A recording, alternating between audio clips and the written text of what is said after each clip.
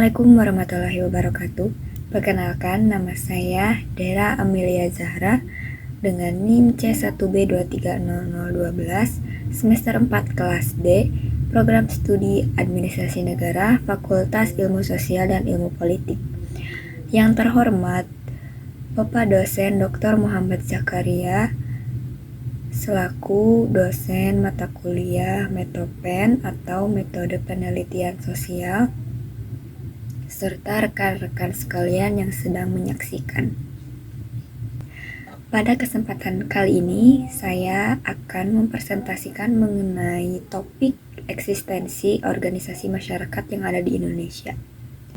Di tengah keragaman Indonesia, ada satu elemen masyarakat yang tidak bisa diabaikan. Kita sebut saja organisasi masyarakat atau yang lebih akrab lagi disebut ormas. Menurut Undang-Undang Nomor 17 Tahun 2013, ormas adalah organisasi kemasyarakatan yang dibentuk secara sukarela, keagamaan, atau kemanusiaan. Pada beberapa daerah, ormas juga sering menjadi ujung tanduk untuk kegiatan sosial, bisa dengan terjun ke lapangan, membantu korban bencana alam, serta memberikan pelayanan kesehatan. Namun, tidak semua organisasi masyarakat itu dapat berkontribusi secara positif, namun ada beberapa ormas yang justru menimbulkan keresahan bagi masyarakat atau terlibat aksi kekerasan. Aksi kekerasan tersebut selalu dilakukan oleh oknum-oknum yang tidak bertanggung jawab. Teman-teman, di sini saya akan membahas mengenai topik eksistensi ormas yang ada di Indonesia, antara kontribusi sosial dan dinamika perkembangan. Organisasi masyarakat atau yang disebut ormas adalah salah satu sarana partisipasi masyarakat dalam pembangunan. Mereka menjadi wadah untuk menyampaikan aspirasi masyarakat dan kepentingan publik, khususnya dalam isu-isu pendidikan, kesehatan, dan ekonomi. Di tengah perubahan sosial, politik, dan ekonomi yang cepat, ormas dituntut untuk adaptif. Mereka juga memainkan peran penting dalam perjuangan hak-hak sosial kelompok yang marginal dan mendorong kesadaran masyarakat terhadap hak-haknya. Nah, dari latar belakang tersebut, rumusan masalah yang mengkaji ini adalah: yang pertama, bagaimana kontribusi sosial terhadap masyarakat khususnya dalam bidang pendidikan, kesehatan, dan pemberdayaan ekonomi. Yang kedua, apa saja tantangan yang dihadapi oleh ormas dalam menjalankan peran sosial mereka, baik dari segi regulasi, pendanaan, maupun konflik sosial. Yang ketiga, bagaimana dinamika sosial dan politik di Indonesia memengaruhi eksistensi dan perkembangan ormas. Lalu tujuannya apa? Kita bisa mengetahui apa itu ormas atau organisasi masyarakat dan bagaimana peran ormas itu sendiri dalam kehidupan sosial. Lalu kita dapat memahami kontribusi sosial dan tantangan pada ormas. Ketiga, ada mengkaji lebih lanjut pada eksistensi ormas. Pada kajian ini, saya menggunakan pendekatan teori fungsionalisme, teori konstruksi sosial, dan teori organisasi. Yang pertama adalah teori fungsionalisme yang dikemukakan oleh Emir Durkheim dan Paul Parsons.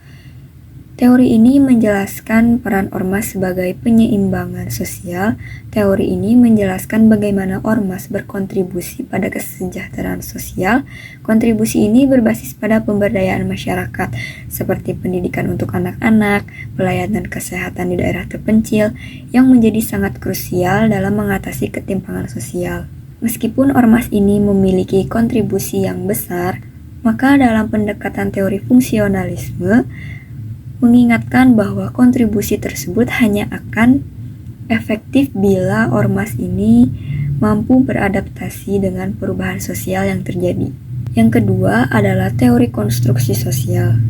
Teori ini dikembangkan oleh Peter Berger dan Thomas Lutzman, menjelaskan tentang ormas yang berperan penting dalam membangun solidaritas antara kelompok yang berbeda, seperti mempromosikan toleransi, membahas isu-isu politik, dan juga teori ini hanya berperan dalam kontribusi saja. tetapi menciptakan atau memperkenalkan narasi sosial yang dapat membentuk cara pandang masyarakat terhadap berbagai isu. Yang ketiga adalah teori organisasi. Teori ini sudah banyak sekali dikenal, bahkan salah satu tokohnya itu adalah Max Weber. Dalam pemikiran Max Weber dan Talcott Parsons yang berfokus pada struktur sistem yang ada di dalam organisasi. Jadi, teori organisasi ini lebih berfokus kepada struktur dan sistemnya. Namun, teori ini sangat penting untuk memahami bagaimana ormas dapat mengelola diri mereka, mengatur anggota, serta beradaptasi dengan perkembangan di sekitar. Kemudian saya akan masuk kepada slide pembahasan. Di sini saya akan membahas tentang kontribusi sosial ormas. Ormas ini memiliki kontribusi yang besar. Ada 3 sektor utama, yaitu yang pertama dalam sektor pendidikan. Sektor pendidikan ini ada macam-macam seperti sekolah informal, peraturan keterampilan, pendidikan karakter seperti program ACT yang telah mengadakan sekolah darurat bagi anak-anak korban bencana alam atau anak-anak di daerah terpencil. Lalu yang kedua adalah sektor utama dari kesehatan. Kita bisa mendapatkan kesehatan dari mulai layanannya yang gratis, seperti kampanye vaksinasi yang sedang viral hari ini, yaitu sedang mengadakan kampanye vaksinasi atau vasektomi, dan juga beberapa bantuan seperti pemberian gizi kepada anak-anak dan juga yang lainnya. Yang ketiga adalah sektor dari pemberdayaan ekonomi. Sektor pemberdayaan ekonomi ini saya mengambil contoh untuk pelatihan UMKM, koperasi, dan juga pendampingan dalam usaha kecil. Kemudian dalam pembahasan yang kedua, saya akan membahas tentang tantangan yang dihadapi oleh ormas. Pada beberapa peran besar ormas ini pasti akan mengalami beberapa tantangan, seperti yang pertama adalah ketergantungan pendanaan eksternal yang membuat banyak program tidak berkelanjutan. Yang kedua, ada regulasi yang tidak mendukung, membatasi kebebasan ormas untuk bergerak. Yang ketiga, ada konflik ideologi dan radikalisasi. Beberapa ormas itu dapat memicu ketergantungan sosial akibat perbedaan pandangan dengan masyarakat. Yang keempat adalah krisis kepercayaan masyarakat, khususnya ketika ormas dipersepsikan memiliki kepentingan politik yang kuat atau kurang transparan dalam menjalankan program atau kegiatan. Kemudian saya akan membahas tentang dinamika sosial politik. Seiring berjalannya waktu, dinamika kebijakan dari pemerintah dapat membuka peluang baru bagi ormas. Namun, di sisi lain juga, peluang untuk berpotensi membatasi ormas ini, kemajuan dari teknologi digital seperti media sosial memungkinkan ormas untuk menjangkau masyarakat luas. Namun, dapat beresiko juga seperti penyebaran hoaks atau informasi palsu. Selain itu, urbanisasi dan perubahan sosial gaya hidup memaksa ormas untuk menyesuaikan pendekatan mereka agar hidup relevan di tengah masyarakat luas, atau bisa disebut juga modern. Kemudian, bagaimana keberlanjutan dalam eksistensi ormas ini? Agar tetap eksis dan berdampak, ormas itu bisa dapat menguatkannya itu dalam sistem manajemen yang lebih akuntabel.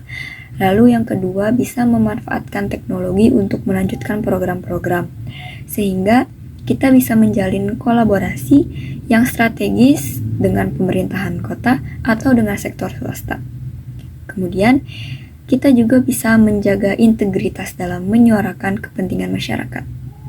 Baik, kemudian saya akan membacakan kesimpulan dari pemaparan materi yang saya sampaikan.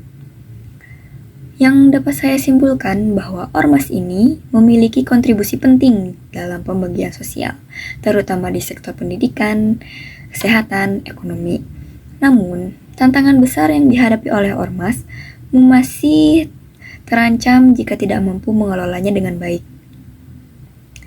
Seperti sebagian ormas ini selalu tersangkut dalam konflik tata kelola yang kurang transparan, lemahnya kapasitas organisasi, serta ketergantungan pendanaan pada donatur yang menjadi hambatan yang harus diatasi agar ormas ini lebih profesional dan akuntabel. Demikianlah pemaparan materi yang dapat saya sampaikan.